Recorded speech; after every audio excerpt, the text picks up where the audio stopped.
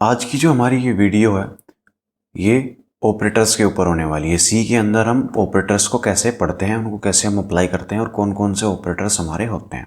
जैसे कि मैं आपको ऑपरेटर्स के नाम बताता हूँ। एक होता है आपका असाइनमेंट ऑपरेटर्स, एक होता है अर्थमेटिक ऑपरेटर्स, एक होता है आपका कंपैरिजन ऑपरेटर्स, लॉजिकल ऑपरेटर्स और बिटवाइज ऑपरेटर्स। ये सारे ऑपरेटर्स आज हम इस वीडियो में पढ़ने वाले हैं, डिस्कस करने वाले हैं कि हम इनको कैसे अप्लाई करते हैं। तो लेट्स गो, बिना टाइम वेस्ट करे चलते हैं सिस्टम पर। ऑपरेटर्स, जैसे कि हमने यहाँ पे पढ़ा था कि arithmetic operators, assignment operator, comparison operator, logical operator, bitwise operator. तो सबसे पहले हम पढ़ते हैं अर्थमेटिक ऑपरेटर। अर्थमेटिक ऑपरेटर वही ऑपरेटर्स हैं जो आपने मैथमेटिक्स में अप्लाई कर रखे हैं, जैसे कि एडिशन हो गया, सब्ट्रैक्शन हो गया, मल्टीप्लिकेशन हो गया, डिवीजन हो गया, मॉड्यूलस हो गया, ठीक है, और इंक्रीमेंट डिक्रीमेंट हो गया। तो ये सारे हमारे ऑपरेटर्स हैं। अब जैसे कि प्लस आपने यूज़ किया है, माइनस यूज़ किया है, मल्टीप्लाई के लिए यहाँ पे यूज़ स्टार करते हैं, ठीक है। मैथमेटिक्स में हम ऐसे यूज़ करते थे, एक्स क्रॉस का साइन का यूज़। डिवीजन के लिए यहाँ पे स्लैश का यूज़ करते हैं। मॉड्यूलस एक आपका दिखाता है रिमाइंडर निकाल के। हमारा जो मॉड्यूलस होता है वो रिमाइंडर आउटपुट में देता है। इंक्रीमेंट मतलब कि एक वैल्यू इंक्रीमेंट कितनी होगी और कितने बार डिक्रीमेंट होगा। प्लस प्लस वैसे एक इंक्रीमेंट करता है, जैसे यहाँ पे लिखा हुआ है प्लस प्लस एक्स, तो ये क्या करेगा, एक्स की वैल्यू में एक ऐड कर देगा, एक वैल्यू ऐड कर देगा। माइनस माइनस एक वैल्यू हटा देगा, रिमूव कर देगा, डिक्रीज कर देगा उसकी वैल्यू उसको। तो इस तरीके से आपके अर्थमेटिक ऑपरेटर्स काम करते हैं। नेक्स्ट है हमारा जो असाइनमेंट ऑपरेटर्स है। असाइनमेंट ऑपरेटर्स मतलब कि जैसे कि आपको कोई वैल्यू किसी के अंदर असाइन करनी है, जैसे कि अभी तक हम इक्वल टू का यूज़ कर रहे थे, अभी तक तो नहीं किया शायद।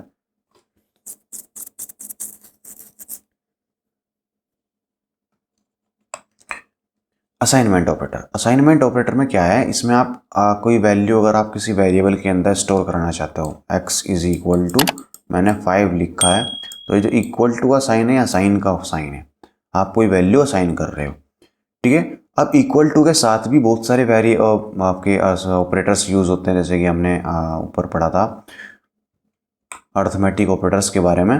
तो अर्थमेटिक ऑपरेटर्स जो हमें असाइनमेंट ऑपरेटर्स के साथ भी हम अप्लाई कर सकते हैं। वो कैसे, जैसे कि मैंने एक वैल्यू ली है जो x के अंदर मैंने 5 को सेव करा दिया है। अब मुझे इसमें 3 ऐड करने हैं, तो मैं कैसे लिखूंगा, x is equal to x plus 3। अगर मुझे माइनस कराना है तो मैं लिखूंगा x is equal to x minus 3, क्योंकि मुझे वही वैल्यू अपडेट करनी है दोबारा से x के अंदर। तो आप सिंपली उसके लिए लिख सकते हो x plus is equal to 3। तो ये क्या करेगा, इस 3 की वैल्यू को x में ऐड कर देगा। माइनस करना है तो माइनस इक्वल टू, मल्टीप्लाई करनी है तो मल्टीप्लाई इक्वल टू, डिवीजन करना है डिवीजन इक्वल टू, मॉड्यूलस निकालना है मॉड्यूलस इक्वल टू, ठीक है। इस तरीके से आप अपने असाइनमेंट ऑपरेटर्स को अप्लाई कर सकते हो। नेक्स्ट है कंपैरिजन ऑपरेटर। अब कंपैरिजन ऑपरेटर से देखो, अपने नाम से पता चल रहा होगा किसी चीज को कंपेयर करने के काम आते हैं। अगर आपको किसी भी 2 या 2 से ज्यादा वैल्यूज को कंपेयर करना है तो आप उसके लिए कंपैरिजन ऑपरेटर्स का यूज करते हो। जैसे कि डबल इक्वल टू आपको ये चेक करके बताता है कि दोनों वैल्यू, जैसे कि यहाँ पर लिखा हुआ है ना एक्स इक्वल टू वाई, तो एक्स वाई के इक्वल है या नहीं है। इसका आउटपुट 2 होते हैं, या तो ट्रू या फॉल्स। तो जैसे कि अगर ये दोनों इक्वल होंगे तो आउटपुट में ट्रू आएगा, ये दोनों में इक्वल नहीं होंगे तो आउटपुट में फॉल्स आएगा। ऐसे ही करता है फिर इसका just opposite, not equal to में साइन ये लगता है, और इसका मतलब है अगर x और y के इक्वल नहीं है तो ट्रू आएगा।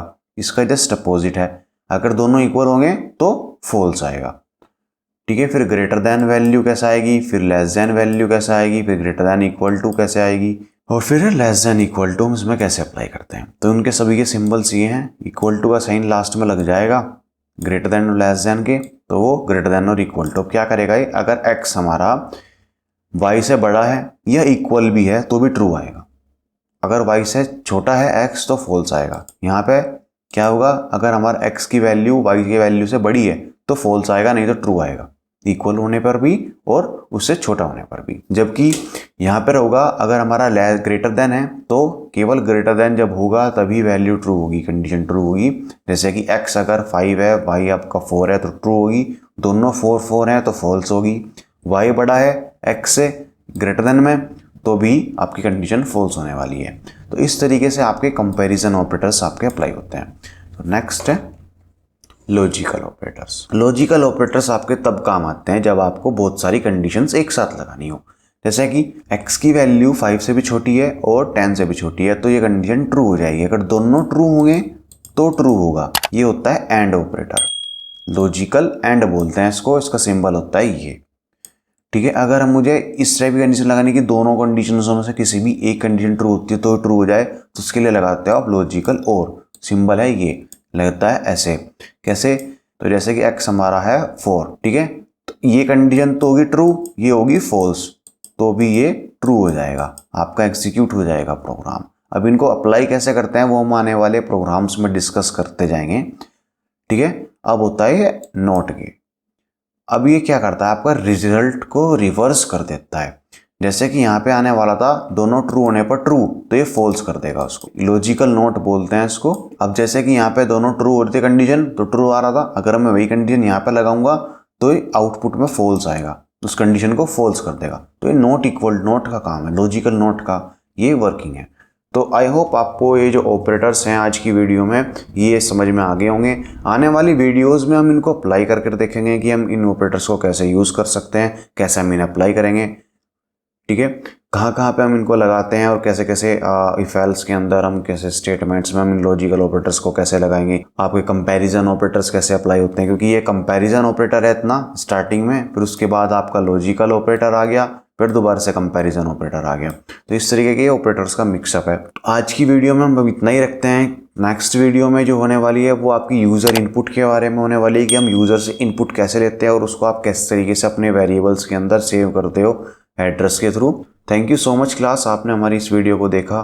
लाइक और सब्सक्राइब करना मत भूलना। Thank you.